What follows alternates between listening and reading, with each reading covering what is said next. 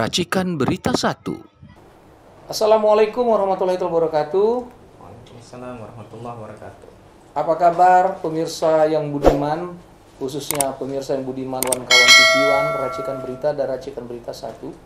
Alhamdulillah ini kali kedua saya bertemu dengan saudara saya seperjuangan yang full mendukung Anies Rashid Baswedan dan Muhaimin Iskandar ya sebagai capres dan cawapres dengan nomor urut 1. Ya, dengan nomor urut 1. Jangan lupa nomor 1. Ya, tidak pernah ada juara itu 2, 3, tapi nomor 1. Nah, hari ini kami akan membahas tentang debat lucu menurut saya. Debat lucu capres ya. Pada tanggal berapa Pak? Berapa hari yang lalu? Tanggal 22 ya. 22 ya. Kemarin itu debat terlucu. Kalau saya sudah melihat bahwa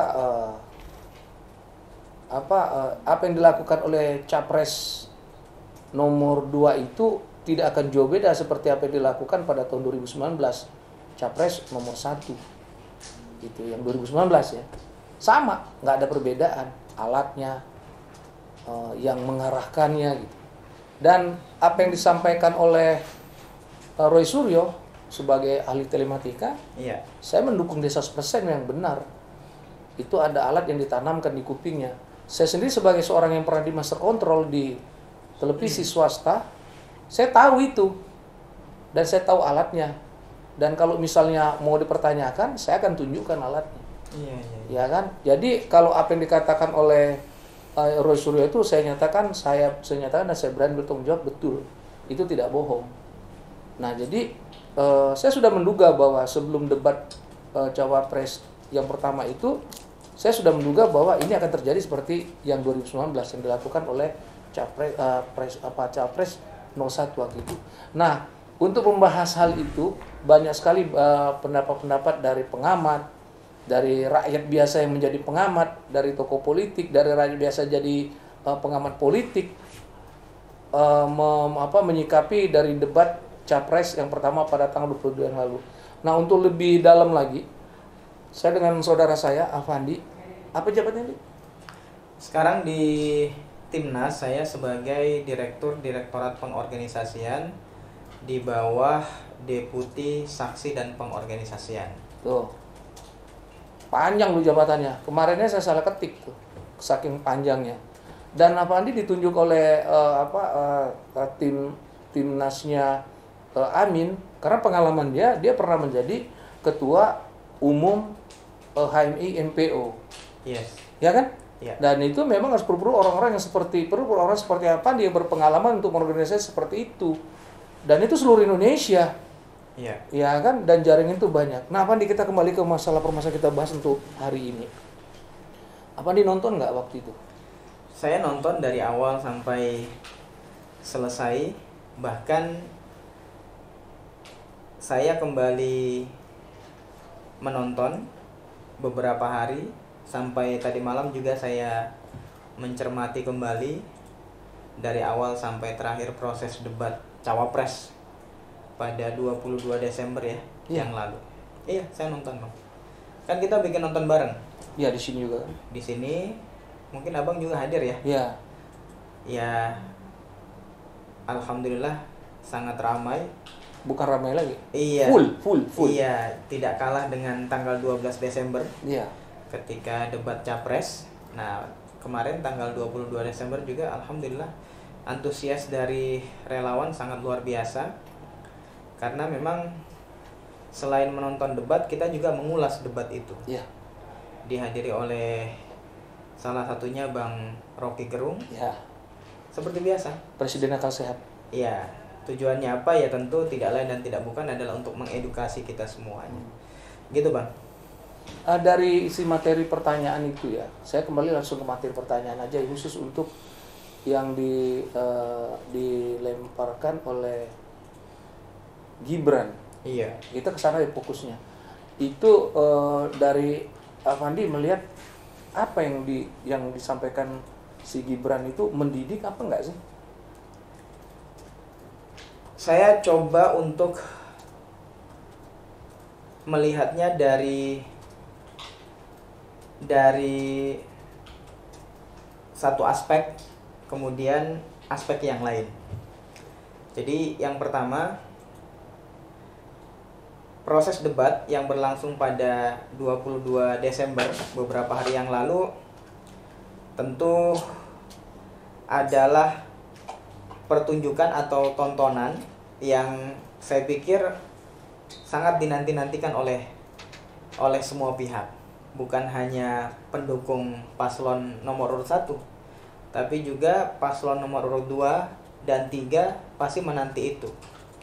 Karena ya kita tahu bersama Bang Dul bahwa cawapres dari nomor urut 2 ini, Gibran, selalu diasosiasikan dengan sosok cawapres yang tidak jago debat atau menghindari debat. Nah, kemudian pada 22 Desember kemarin kita saksikan bersama beliau tampil dengan narasi yang dia bangun, dengan penampilan yang dia perlihatkan kepada publik, baik yang nonton langsung maupun yang menonton via televisi. Jadi gini Bang, ya sekilas kalau kita lihat proses debat yang berlangsung kurang lebih hampir 2 jam atau tidak kurang dari 1 jam itu, kalau kita lihat sepintas nampaknya Gibran mematahkan asumsi, kan gitu ya? Iya. Mematahkan asumsi atau anggapan dari kebanyakan orang bahwa dia tidak mungkin akan bisa menjawab kemudian merespon pertanyaan-pertanyaan yang terjadi dalam proses debat. Tapi rupa-rupanya beliau atau Mas Gibran ini bisa tampil seperti yang kita saksikan, bertanya, merespon, dan sebagainya. Sepintas mungkin kita menganggap bahwa ya luar biasa, kan gitu? Iya, betul.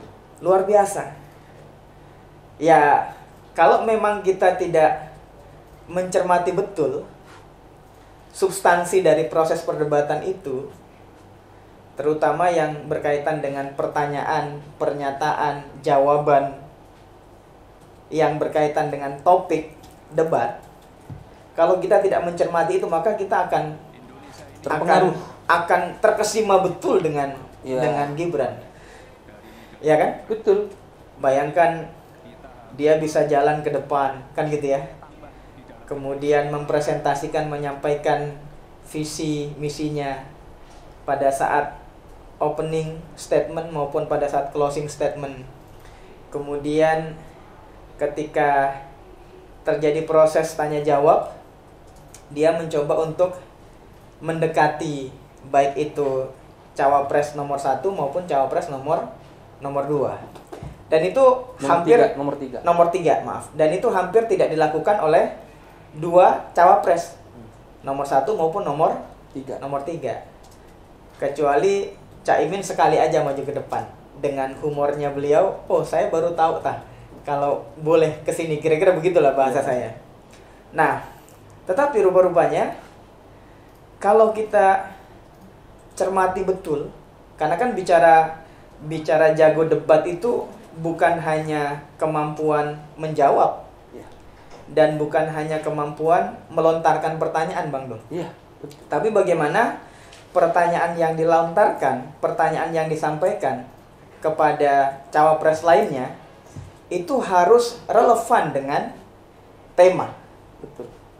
Kan gitu? Betul. Harus sesuai dengan tema. Makanya kalau kita lihat moderatornya itu mengingatkan. Saya hitung selama proses debat itu tidak kurang dari 2 kali, Bang Dul. Mengingatkan supaya setiap peserta debat atau setiap cawapres, baik itu nomor 1, nomor 2 maupun nomor 3, usahakan atau harus mempertanyakan segala sesuatunya yang berkaitan dengan topik atau tema debat. Kan gitu? Betul. Nah, begitu pula mestinya jawaban yang disampaikan sebagai sebuah respon terhadap pertanyaan harus konsisten. Nah, disitulah baru kita bisa mengukur bahwa figur ini, orang ini, cawapres ini jago debat atau tidak. Nah, karena kalau hanya berpatokan pada penguasaan panggung, ya, dalam arti kata seperti yang diperlihatkan oleh Gibran, dia dengan penuh kepedeannya gitu kan, jalan ke depan. Bahkan beberapa kali dia menyampaikan bahwa ini dua paslon ini tidak paham kan gitu. Nah, itu bukan hanya dari segi itunya. Kita mesti melihat apakah dia benar-benar konsisten pada tema yang disajikan oleh KPU pada malam debat itu. Nah, dari sini itulah sebabnya kenapa saya mengatakan tadi berulang kali saya menonton, bahkan sampai terakhir tadi malam saya menonton kembali gelaran debat cawapres itu. Benar-benar saya menemukan satu kesimpulan bahwa sebahagian besar, tentu saya tidak mengatakan semuanya gitu ya, nanti khawatir sangat tendensius kan gitu ya. Tapi kalau boleh jujur, maka sebahagian besar jawaban, bahkan juga pertanyaan yang disampaikan oleh Gibran itu nggak sesuai dengan tema debat. Contoh, ketika Gibran bertanya kepada cawapres nomor 3, Pak Mahfud, ya kan? Jadi Pak Mahfud sempat kemudian kebingungan menjawab, ya, kalau tidak salah tentang regulasi. Jadi saya cermati begini. Yang terhormat. Jadi nanti mungkin bisa diluruskan oleh Bang Dul ya. Pertanyaan yang jadi pertama Gibran bertanya tentang bagaimana regulasi tentang sosial, apa itu karbon? Ya, karbon. Iya. Tentang karbon itu kan? Iya, betul. Nah, kayaknya belum terjawab. Kemudian Prof Mahfud karena tidak memahami atau belum memahami yang dimaksud oleh Gibran, maka dia mencoba menjawab secara normatif, ya kan, tentang perspektif hukum yang dia pahami, tentang bagaimana kemudian membuat sebuah regulasi atau peraturan perundang-undangan.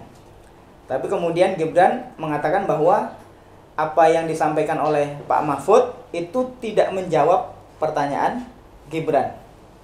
Nah, singkat cerita setelah jeda, karena mungkin Prof Mahfud menyadari itu, atau boleh jadi juga dapat briefing dari tim di belakangnya, sehingga Pak Mahfud mengatakan bahwa yang ditanyakan oleh Gibran itu harusnya tidak sekarang, ya kan? Betul.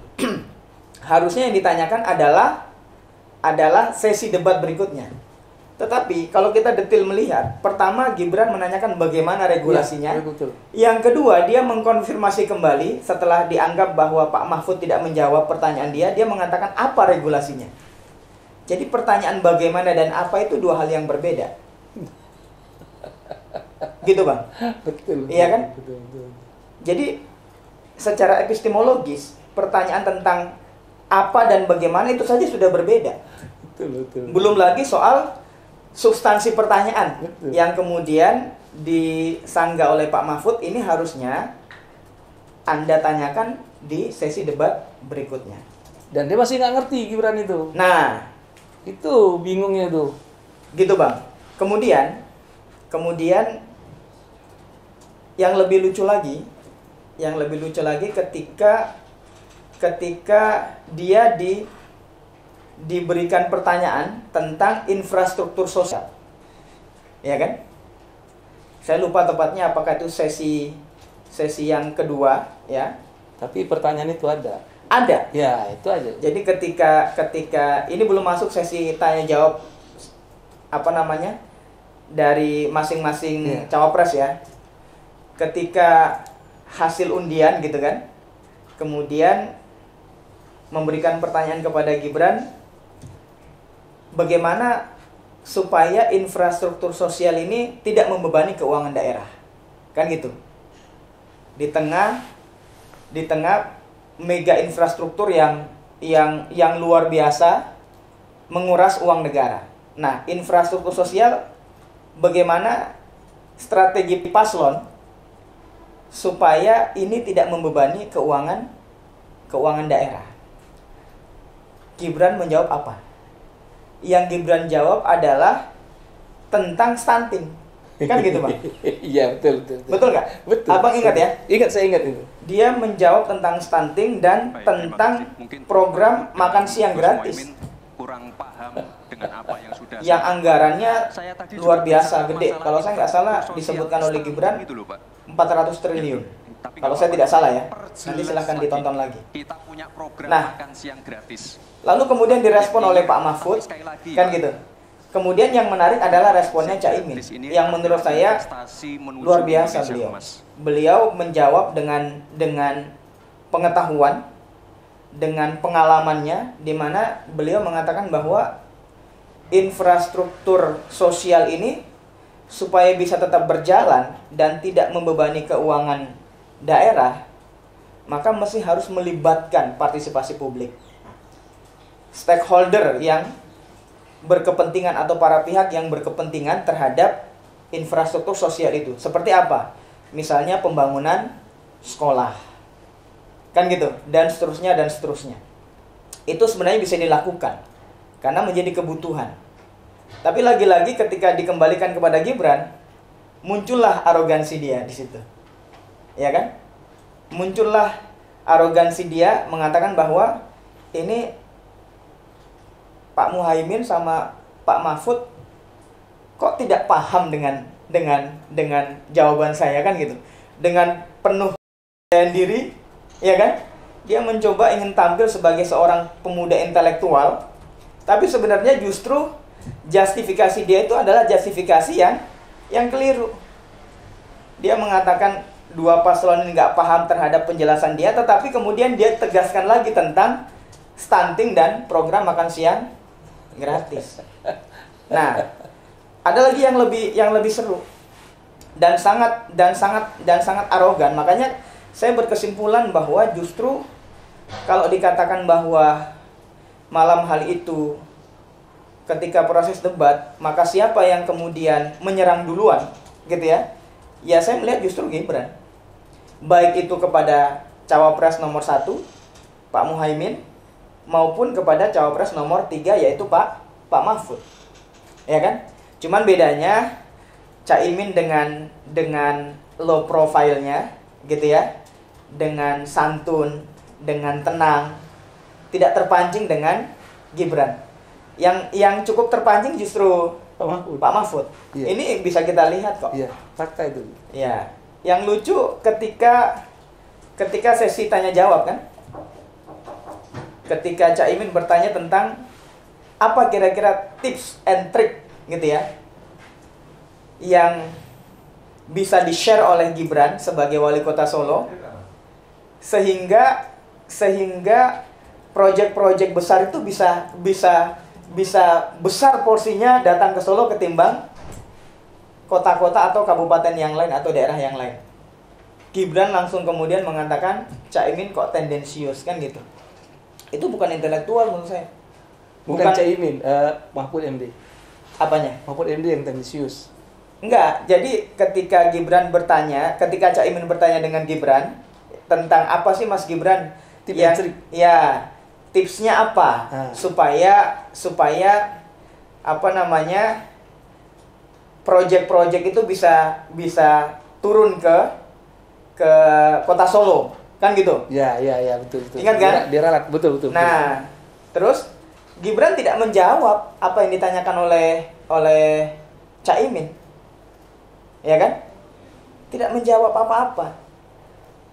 Justru Gibran mengatakan bahwa kok jadi Tendensius. tendensius. Jadi kalau ya orang kita lihat cerdas, ini, Gus, orang tiga punya konteks pengalaman seperti itu. dan Kita benar-benar lihat impact pure, keluarga seperti apa, tanpa impact intervensi, tanpa kesejahteraan berlindung di balik bapaknya yang presiden, ya kan? Saya pastikan pasti dia bisa menjawab, kan gitu, Iya. iya kan? Iya. Tapi itu tidak menjawab. Tetapi Caimin juga luar biasa, dia tidak terpancing. Iya, tempat dia sana. Iya, dia tetap mengatakan bahwa dia menjelaskan, dia menyajikan satu fakta objektif perbandingan antara Solo dengan kabupaten yang ada di salah satu kabupaten yang ada di Jawa Timur kalau nggak salah, kan gitu. Kok bisa ini mendapatkan porsi yang besar, sedangkan di salah satu kabupaten. ya ini kok sedikit. Nah, tetapi ada jawabannya. Beberapa hari lalu saya nonton YouTube. Saya lupa nama channelnya. Jadi di situ justru kemudian diklarifikasi oleh mantan wali kota Solo. Iya, Pak Sudi. Iya. Iya. Dia bilang Gibran itu sedang, ya kira-kira begitulah ya. Enggak apa-apa, dia bilang bohong. Iya, Gibran sedang berbohong. Bohong, dia bilang itu Bohong, jelas itu. Iya. Gibran bohong. Oke. Karena ternyata justru kan Gibran mengatakan wali kota sebelum dia itu justru banyak proyek, lebih banyak kan? Iya. Daripada zaman dia. Iya. Ini kemudian disanggah oleh Pak Sudi. iya, Dia bilang itu bohong. bohong. Bohong. Ya enggak lah, saya sana nyari sendiri kok. Kalau itu kan dia enggak pernah nyari. Banyak sekarang loh, Pak. Kok dia mengatakan dia lebih banyak, kok yakin kenapa ya? Ya, dia ngawur aja, nervous saja. Justru PAD di era yang dipegang oleh Pak Rudi itu dia lebih dapat 7%. Iya. 7%, sedangkan si Gibran itu 5, malah nggak meningkat. Malah salah satu playover manaan itu apa yang dibilang Pak FC Rudi itu dia dapat dengan usaha dia sendiri. Jadi sebenarnya omongan Gibran itu dibantah dan terbantahkan oleh Pak Rudi sendiri sebagai orang PDIP. Iya. Itu jadi ceritanya waktu setelah debat malam itu paginya itu sudah ditanyakan oleh kawan untuk meng-cross check itu. Iya. Ternyata bohong. Makanya kalau saya begini, pemirsa yang budiman, saya mengikuti saya mengikuti bahwa saya mengikuti kata pepatah mengatakan buah kelapa tidak mungkin jauh jatuh dari pohonnya.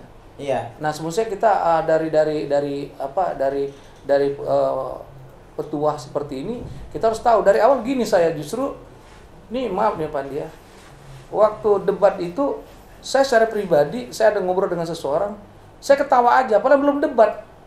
Iya. Kenapa saya ketawa? Ini kejadian pasti dekat seperti 2019. Debat itu nggak mungkin beda, nggak mungkin jauh, pasti bener. Nah, apalagi kemarin di channelnya Hersubeno, Iya. dia mendengar ada suara perempuan yang mengarahkan. Oh, sudah. Iya. Lalu siapa itu? Nah, kalau menurut saya itu ada yang mengarahkan. Makanya sangat naif kalau ketua KPU itu mengatakan bahwa Roy Suryo itu memfitnah, tukang fitnah. Tidak. Kalau tiba-tiba misalnya mau klarifikasi, saya pun mau ikut turun. Karena saya tahu alat-alat itu. Iya. Karena itu biasa kami gunakan itu di master control untuk pengarah untuk presenter, untuk host di studio. Iya. Itu ada alatnya, earpiece itu ada. Jadi memang dipakai alatnya, bisa kelihatan itu kecil. Itu biasa mainan itu. Berarti ketika bocor suara itu yang saya salut. Iya. Yang saya salut itu adalah Kok bisa bocor? Kok bisa bocor? Kalau itu memang benar ya. Kalau itu memang benar, Iya. apakah itu dubbing kita nggak tahu. Iya. Tetapi kalau itu sampai bocor, itu ada sesuatu alat yang sifatnya disengaja Iya. untuk diangkat suara itu lalu kerekam di broadcast system yang ada di acara itu, menurut saya. Tapi di acara itu gini, kalau saya yang lihat, ada berbeda sedikit saya. Kehebatan Caimin itu adalah dia tidak mau membodohi pemirsa. Contoh begini. Waktu ditanyakan masalah singkatan apa SGIE, ya kan? SGIE itu Iya. dia mengingkari itu, Caimin langsung bilang, saya nggak ngerti. Terus terang Itu suatu pemimpin yang bagus. Iya. Dia tidak mau sok tahu. Iya. Dan menurut saya di situ ranah terjebaknya yang namanya Gibran. Iya. Itu banyak ulah-ulah Gibran tuh yang aneh-aneh kemarin itu satu. Tapi yang yang saya tonton kemarin itu ada berulang-ulang. Ini maaf, ini bukan bicara masalah rasis gitu.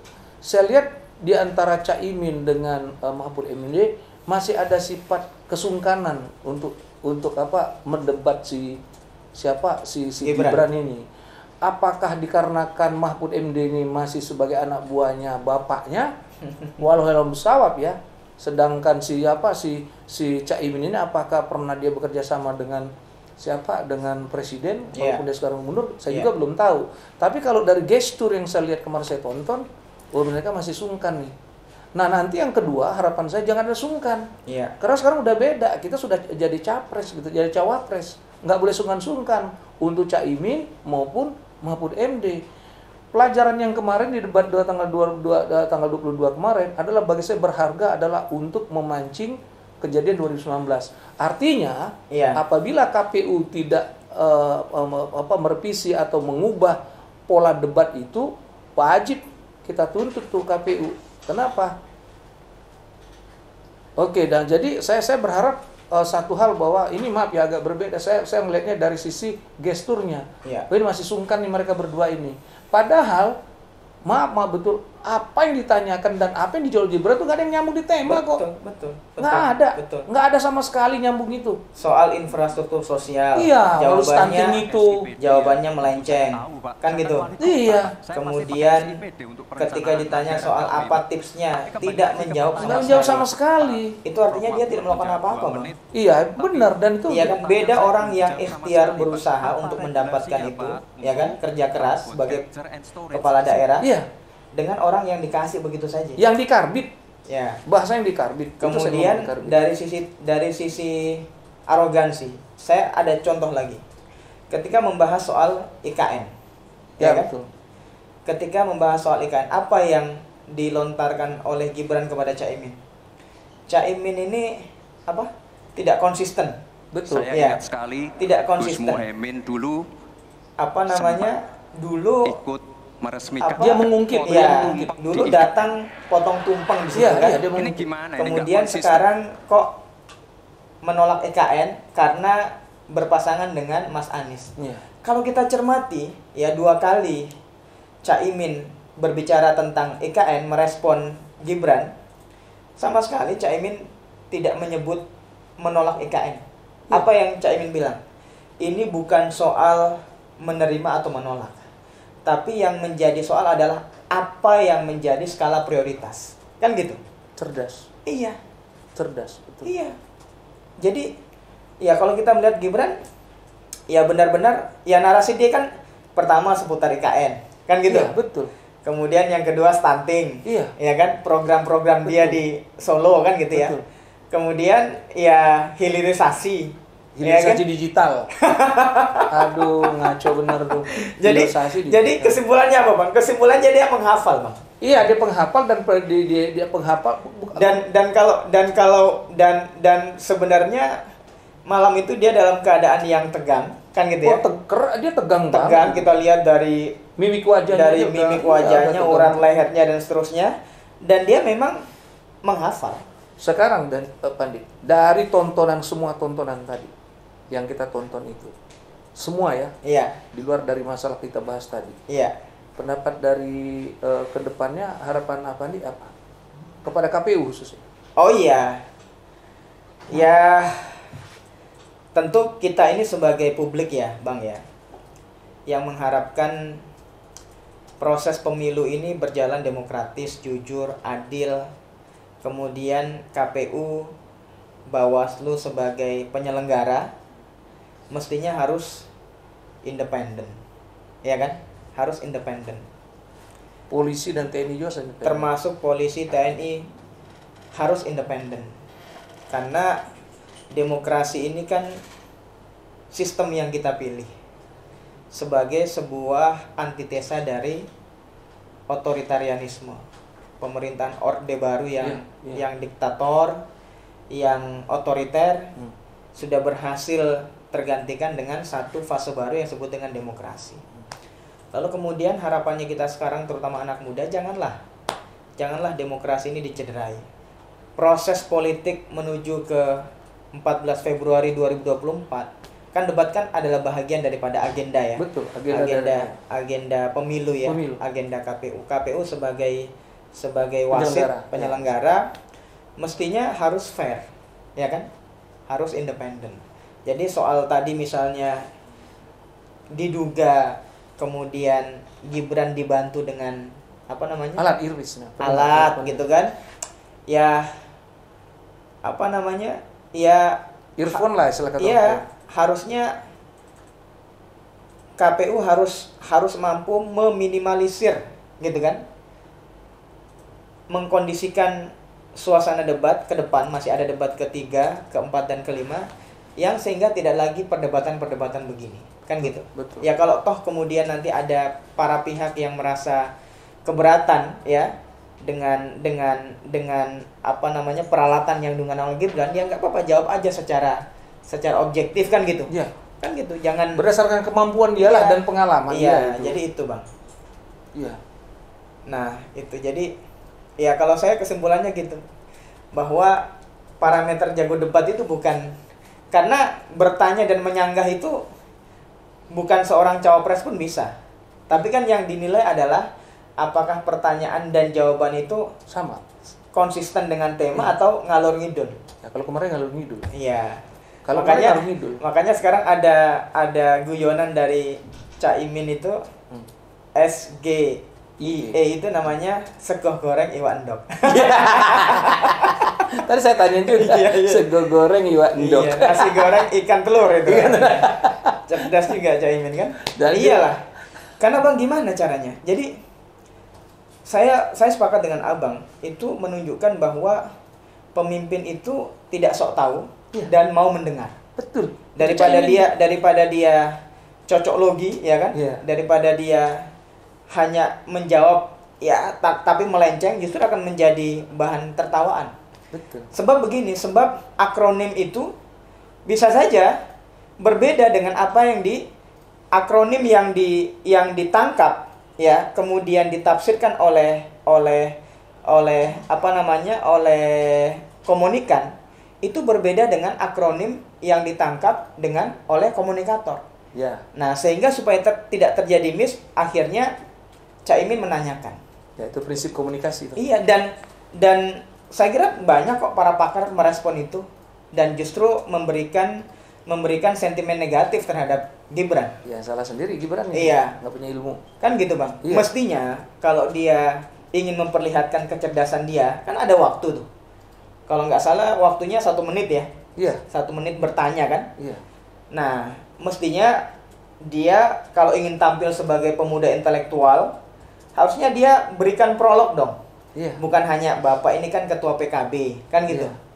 Lalu kemudian cross loncat ke SGIE. Iya kan? Iya. Dan saya yakin kok banyak orang yang pasti buka Google. Apa itu SGIE? Nggak tahu, ini sego goreng iwak endok. Jadi mestinya dia berikan prolog, ya kan?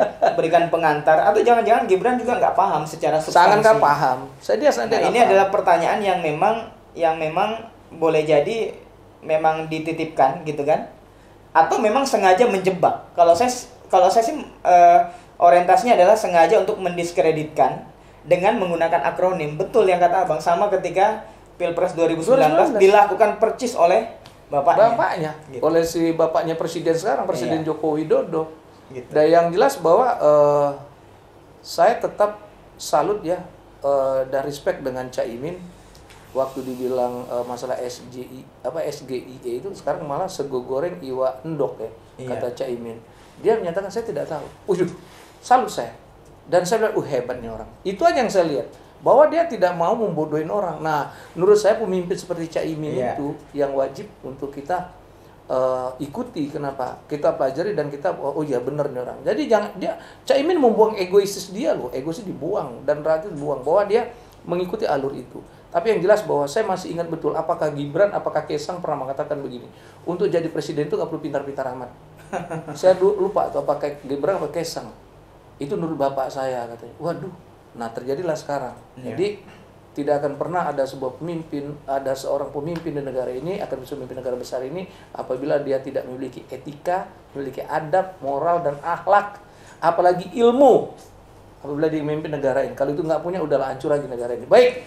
Sama satu lagi Bang. Nah, silakan tambah lagi. Ketika ditanya soal pajak ya. Oh ya, pajak ya yang ditanya oleh Mahfud kalau nggak salah. Itu tuh sampai bingung tuh Mahfud MD sebagai seorang profesor. Nih kok gue disamain ya? Mama mungkin sama jadi seperti itu. Iya. Benar-benar itu lucu kemarin itu. Iya. Pemirsa yang budiman, kawan-kawan TV One, racikan berita 1, sebenarnya ini pembahasan harus kemarin, tetapi masih menarik karena ini masih ada korelasinya dalam beberapa hari yang lalu. Yang jelas harapan saya secara pribadi, pemirsa yang budiman harus betul-betul bisa menonton itu dan menyimak tonton itu, jangan dari hal-hal yang sifatnya terkesan kayak orang itu pintar, jangan. Tapi lihat apa yang disampaikan dia, apa yang ditanya, apa yang dijawab itu dia nyambung memiliki korelasi dan nyambung nggak. Dan kemarin kita lebih melihat dari Gibran itu, dia tidak jauh buah kelapa jatuh dari pohon yang nggak jauh, seperti bapaknya banget tuh, mirip banget. Untuk itu jangan jauh-jauh dari channel kami. Saya terima kasih sama Fandi karena Fandi sibuk banget, ngontek dia susah banget, dan hari ini kita akhiri wawancara kita bersama Fandi. Dan insya Allah besok Fandi ada waktu lagi, ada hot isu tentang Amin akan kita angkat lagi dengan beberapa channel yang ada.